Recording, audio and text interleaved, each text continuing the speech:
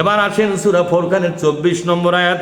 আসহাবুল জান্নাতি বলেন, আসহাবুল জান্নাতি ইয়াউমাইযিন খায়রুম মুস্তাকাররা ওয়া আহসানু মাকিলা। আরে আল্লাহর কোরআন যখন পড়বেন মজার পরে মজা লাগে, লাগে কি লাগে না জোরে কোন? কিন্তু অনেক লোক আছে কোরআনের আলোচনা শুনতে শুনতে আস্তে আস্তে মেজাজটা টেম্পারেচারে ওঠে, এরকম লোক আছে না নাই জোরে কোন? আস্তে আস্তে উপরের দিকে তাপমাত্রা বেড়ে যায়, ব্যারোমিটার উপর দিকে চলে যায়, মেজাজ গরম হয়ে যায়।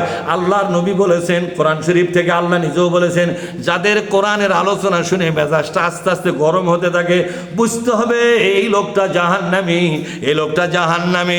কোরআন শোনার পরে মনটা জান্নাতের মতো শীতল হয়ে যাওয়ার কথা। ঠিক কথা বল না কেন? ওয়াইজা তুলিয়াত আলাইহিম আয়াতুহু জাদাতুহুম ঈমানা ওয়া আলা রাব্বিহিম ইয়াতাওয়াক্কালুন। কোরআন শুনতে শুনতে ঈমানটা মরা ঈমান জাতা হবে, শুষ্ক ঈমান তরু তাজা হবে। এ কথা কে বলেছেন? আমার কোরআন শোনার পরে তুমি তোর তাজা হওয়ার কথা, কথা কন না কে? তাজা হওয়ার কথা। তাজা না হয়ে তোমার মনের মধ্যে আগুন কেম্বা জ্বলতেছে, এই আগুন ভালো লক্ষণ নয়। এই আগুন তোমার জাহান্নামের আগুন জ্বলা শুরু হয়েছে, তার মানে হলো তুমি মরা বাকি, তোমাকে জাহান্নামে দেওয়ার সিদ্ধান্ত বাকি নাই। কথাগুলো কি বুঝতেছেন নাকি? এখন কোরআনের আয়াতের সাথে আপনারা নিজের জীবনকে মিলাইয়া নেন তো, দেখেন তো কতখানি মিল আছে না অমিল হয়ে গেছে। বলেন তো মিল আছে আপনাদের না অমিল হয়ে আছে?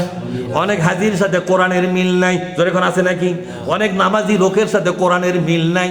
দাড়ি কাটলে মেজাজ গরম করতেছেন আপনি, ভালো কথা, কিন্তু একটা লোক ভিন্ন রাজনীতি করেন, তা দেখে তো জীবনে কোনদিন মেজাজ গরম করলেন না। ওরা শিরক করতে গেল তখন মেজাজ গরম হয় না, লোকটা একটা সুন্নতের আমল ছেড়ে দিয়েছে, তখন যা ইচ্ছা তাই বলতেছে। এটাই হলো ধর্মের নামে গুলু করা। আল্লাহ তাআলা বলছেন, আসহাবুল জান্নাতি ইয়াউমাইযিন খায়রুম মুস্তাকাররা। কিয়ামতের 50,000 বছরে যারা জান্নাতের জন্য সার্টিফিকেট পাবে, বলেন তো জান্নাতের সার্টিফিকেট পাওয়ার বিষয়টা আল্লাহ আগেই জানে না পরে জানবে? বলে আগেই জানবে না পরে জানবে? একটু আমার দিয়ে খেয়াল করেন, সবাই আলেম ওলামা তারাও খেয়াল করেন, জান্নাতে যাওয়ার লোকটাকে আল্লাহ কি পরকালে খুঁজে বার করবে না মরার সময় আল্লাহ জানবেন? মরার সময় এই জেনে নেবেন লোকটা জান্নাতি না জাহান্নামী, ঠিক না? ঠিক। এই লোকগুলো যখন পরকালে উঠবে, আল্লাহ বলছেন আমি তাদেরকে 50,000 বছর সাধারণ লোকের মতো রাখবো না। সুবহানাল্লাহ বলবেন না? সাধারণ লোকের মতো রাখবো না। তোমরা দুনিয়াতে কোরআনের পক্ষে থেকেছো, কোরআনটাকে পুরোপুরি কবুল করেছো, আমার বিশ্ব নবীকে পুরোপুরি মেনে চলেছো, তোমাদের জন্য পরকালের ময়দান কোনো বিপদের ময়দান নয়। এই পরকালের ময়দান তোমাদের জন্য একটু ভিন্ন আশ্রয়ের ব্যবস্থা করব, একটু ভিন্ন জায়গা করে দেব, সেখানে তোমরা আরাম আইসে তোমরা থাকতে পারবে। ও আহসানু মাকিলা। এই যে কাইলুলা শব্দ দিয়েছেন দেখছেন, হাদিসের মধ্যে একটা শব্দ আছে কাইলুলা, আছে না নাই জোরে কোন?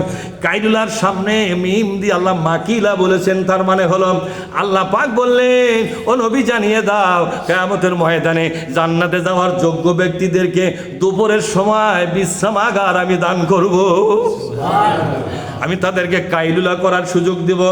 অন্য একটা জায়গায় থাকবে আরামে বিরামে, যখন দুপুর হয়ে যাবে, এ দুপুর যে কেমনে হবে জানি না, দুপুর তো সব সময় থাকবে। তার মানে হলো কিয়ামতের ময়দানে একটা বিশেষ সময়ে জান্নাতে যাওয়ার মতো যোগ্য লোকদেরকে একটু বিশ্রামাগার দেবেন।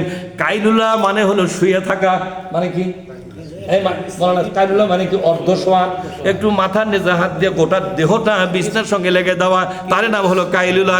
আল্লাহ পাক বলছেন ও কোরআনের পক্ষের মানুষেরা, কোন কথা কোরআনে নাই রে, আমার কোরআন থেকে জেনে নাও, তোমাদের কাইলুলার ব্যবস্থা করে দিব, এবং সেই ব্যবস্থা হবে আহসান, সর্বশ্রেষ্ঠ ব্যবস্থা। সুবহানাল্লাহ বলবেন না? অর্থাৎ তোমরা কিয়ামতের ময়দানে একটু কাইলুলা করার সুযোগ পাবে।